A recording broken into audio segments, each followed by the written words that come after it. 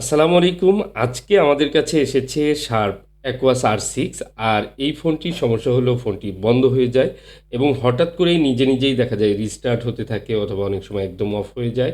এই ফোনটা যিনি নিয়ে এসেছেন উনি ঢাকা যাত্রাবাড়ি থেকে এসেছেন।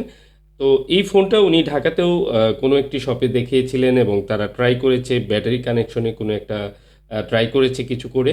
কিন্তু প্রবলেমটি সলভ হয়নি। একদম সেম আগের মতোই আছে এবং কি ফোনটা এখনো পর্যন্ত রানিং ফোন কিন্তু হঠাৎ করেই বন্ধ হয়ে যায়। বিশেষ করে যখনই এই ফোনটাতে একটু প্রেশার দিয়ে কোনো কিছু করতে যান আর তখনই ফোনটা রিস্টার্ট করে অথবা বন্ধ হয়ে যায়। তো এই প্রবলেমটা মূলত কোথা থেকে হতে পারে? এটা সফটওয়্যার থেকেও কিন্তু হতে পারে। দেখুন ফোনটা কিন্তু একদম রানিং এখন ঠিকঠাক মতো চলছে। আমি আসলে এই মুহূর্তে প্রবলেমটা দেখাতেই পারলাম না আপনাদেরকে ভিডিওতে।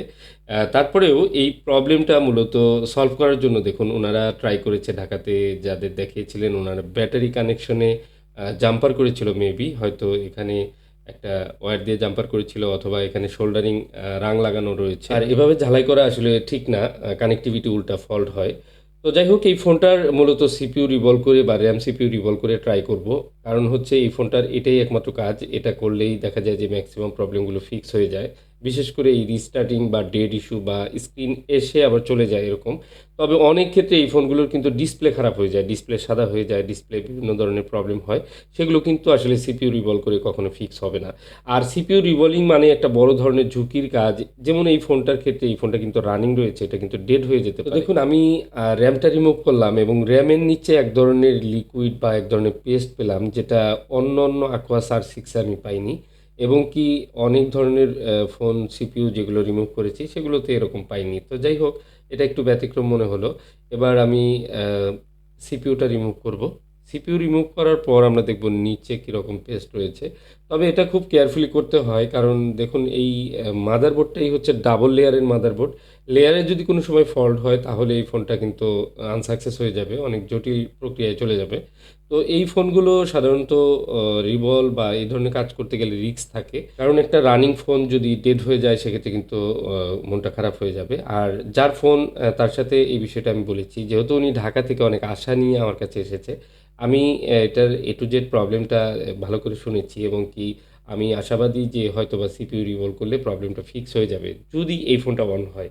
মূলত সিপিইউ, RAM সিপিইউ রিভলভ করার পর ফোনটা প্রপার যদি অন হয়ে যায়, সবকিছু কাজ করে তাহলে এই ফোনটার কিন্তু আর কোনো প্রবলেম হবে না বা যে প্রবলেমটা ছিল সেটা কিন্তু সলভ হয়ে যাবে।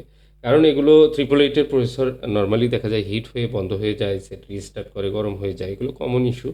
এগুলো সবাই হয়তো জানেন। বাট এই ফোনটার ক্ষেত্রে এই একটা সমস্যা এটা হচ্ছে ডাবল লেয়ারের মাদারবোর্ড এবং এটার অনেক কিছুই পাওয়া যায় না। যে কারণে একটু সমস্যা এবং সেই সাথে ব্যাটারি সমস্যা হলে ব্যাটারি পাওয়া যায় না। অনেক ঝামেলা রয়েছে। ডিসপ্লে পাওয়া যায় না।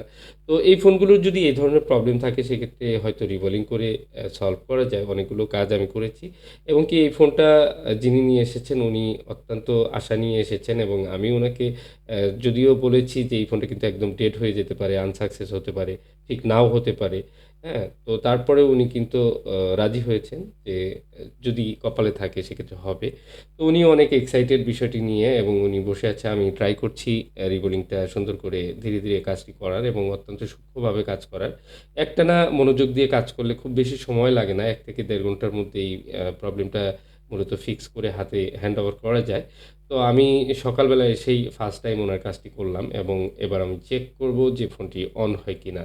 দেখুন বিভিন্ন ধরনের কাজের ভিডিও আমি শেয়ার করে থাকি আমার এই Facebook পেজ এবং কি YouTube চ্যানেলে। আপনারা এই ভিডিওগুলো ভালো লাগলে সবার সাথে শেয়ার করে নিজের প্রোফাইলে রেখে দিতে পারেন। এতে করে বিভিন্ন ধরনের ফোনের যে সিপিইউ ইস্যুগুলো আসছে সেই বিষয়ে আপনার একটি অভিজ্ঞতা থাকবে এবং কি আপনার এই ভিডিও আপনার ওয়ালের ভিডিও দেখে অনেকেই কিন্তু উপকৃত হতে পারে। যেমন এই ভাইটি উনি কিন্তু আমার ভিডিও দেখেই ঢাকা থেকে আমার কাছে এসেছে, টাঙ্গাইলে এসেছে শুধুমাত্র এই ফোনটা রিপেয়ারের জন্য। তো বিষয়টি একদমই সিম্পল একটি বিষয়। কারণ অনেকদিন যাবতীয় আমি এই কাজগুলো করছি। অনেকেই আসেন অনেক দূর-দূরান্ত থেকে। দেখুন এখানে শার্প লেখাটি আমি কিন্তু পেয়ে গেছি। তার মানে হচ্ছে ফোনটা ডেড হয়নি এবং ফোনটি আশা করি সম্পূর্ণ অন হয়ে যাবে। আলহামদুলিল্লাহ যে ফোনটি আসলে অনেক আশা নিয়ে এসেছেন এবং উনার আশাটি পূর্ণ হয়েছে।